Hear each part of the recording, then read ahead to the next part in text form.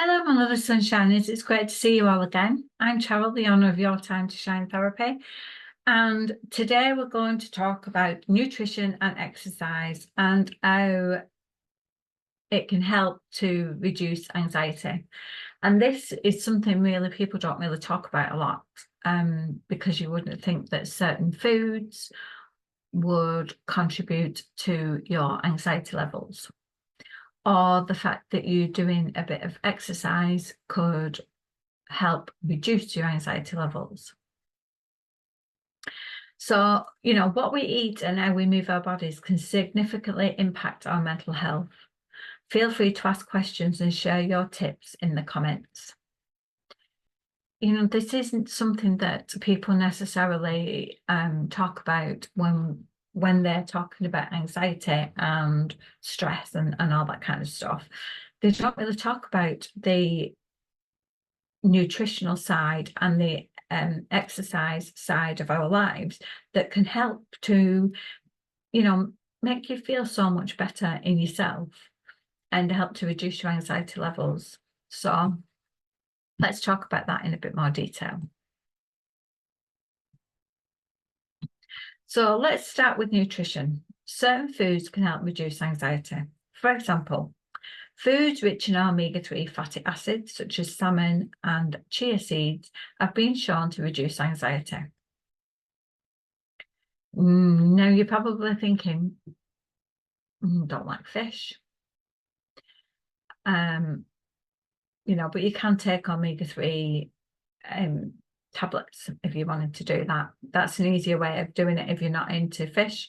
My sister-in-law is not a massive fish lover, so that would be good for her.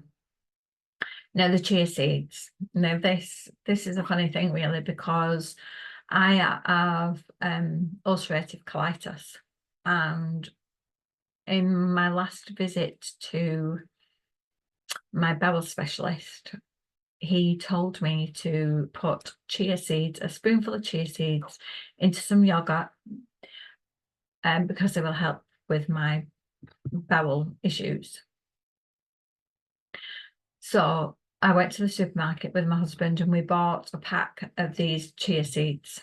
And, I was all like, oh yeah, I'll try it and, I'll give it a go and see how I get on. And one night we were sat watching TV and my husband said to me, do you fancy a yogurt? And I'll sprinkle some of those seeds in. So I said, yeah, that's fine. So he did the yogurt, gave us one each. He had the seeds and I had the seeds. And then I'm sat down and I'm eating this yogurt, and these seeds were like, well, they were weird. It was like eating frog spawn. And although the seeds, when they come out of the packet, are dry, once you wet them, they get like a jelly substance on them.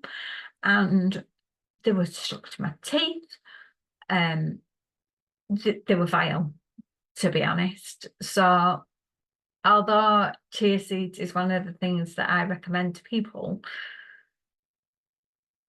then I also recommend that you eat them really, really quickly, so that you don't get this awful frog spawn texture in your mouth. I don't do well with textures, if I'm honest.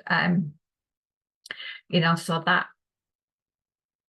wasn't a really good thing for me. But give them a go and see how you feel, because they have been shown in research to reduce anxiety levels. Now, the other things that you can try is foods that are rich in antioxidants, so like berries and nuts and dark chocolate. I'm not a big fan of dark chocolate either, but I do like strawberries and I do like nuts. So you could try them. And foods that are rich in magnesium, so spinach, almonds, avocados, these can help promote relaxation. They're really good for anxiety. And probiotics, which is found in yogurts and fermented foods like kimchi, I think that's how you say it, can help improve your gut health, which is linked to better mental health. Because that's one of the things that, I've had ulcerative colitis since I was 19, so, it's quite a while. I'm 54 now, so I've had it quite a while. And they've now started to talk about how anxiety can affect your colitis. So they try and talk to you about the nutritional side of stuff. I mean, I do eat quite a good varied diet anyway. I could do with introducing a lot more fruit into my diet, but I'm doing that all slowly. So you could try some of these things to make sure that you're getting the right nutrients and stuff to help with your anxiety levels. It's also important to limit caffeine and sugar as they can increase anxiety levels. Drinking plenty of water is essential too, as dehydration can affect your mood and energy levels. Try to maintain a balanced diet with a variety of fruits, vegetables, lean proteins, and whole grains. I drink gallons of water a day. I really do. At least 3 litres of water every day. And I enjoy drinking the water. I have a cup of coffee in the morning, which is I love my cup of coffee in the morning. I don't want to give that up. And then I might have 1 or 2 cups of tea of an evening. I try to limit the amount of sugar that I have. I can't drink coffee without sugar in it. It's just vile. My husband doesn't have sugar in any of his drinks, but I quite like sugar in coffee, and I do have 1 sugar in a cup of tea. But then I don't eat a lot of sugary foods, like I don't eat a lot of chocolate and stuff like that. So, it's about making a balance, I think, and trying to figure out what's best for you. But it can help to reduce your anxiety levels, especially if it's anxiety that you're feeling every single day. If it's just anxiety that you're living with on a constant daily basis, then doing some of these things might help to reduce that anxiety level. So the next thing I want to talk about is exercise and physical activities releasing endorphins, which we all know, and endorphins are a natural mood lifter. No one's saying you have to go out and run a marathon. You don't have to be going to the gym and doing 3 hours of workouts and all that kind of stuff. Going out for a walk, even for just 30 minutes, can help reduce anxiety and improve your mood. If you're on your lunch at work and you're able to go out for a walk, get a bit of fresh air, get a bit of sun on your skin, if we get any sunshine, that is. Just doing things like that can help lift your mood and lower your anxiety levels.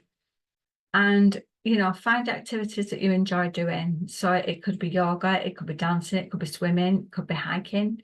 It could be doing a 30-minute exercise routine in your living room. It doesn't matter what it is, as long as you're doing something that makes you feel better in yourself and it releases all your endorphins. And regular exercise can reduce overall anxiety levels and improve sleep, which is also crucial for your mental health. So make sure that you're doing something that you enjoy doing. I tend to do follow off YouTube. I follow a lady who does steps. So, you do half an hour and you can do 2 miles in half an hour, which is really good. So I do an hour of that every day, which I find really useful.